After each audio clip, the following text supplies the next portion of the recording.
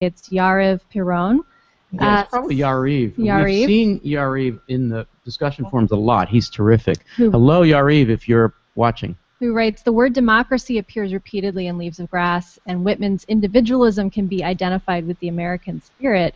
Is this a political poem?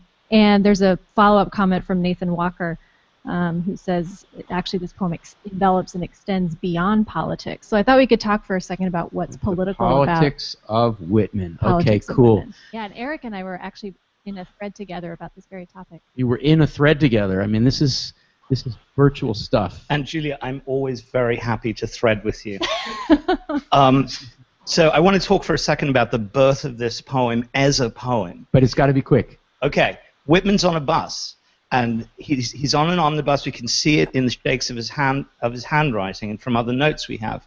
He writes down, "I am the poet of the body, and I am the poet," and something like, "I'm the poet of slave and of the masters of slaves." And we begin to hear for the very first time the rhythm and cadence that will become Song of Myself. He rewrites this in such a way that he makes it clear he puts himself physically between the slave and the master of slaves. And Whitman, at this moment of crisis, at the moment of the center of the political crisis of America, becomes the poet of America. Now, yes, this poem does a lot more than talk about politics. But it's born at a moment of political crisis, and it is that crisis which brings his prose notes into poetry. Okay, terrific.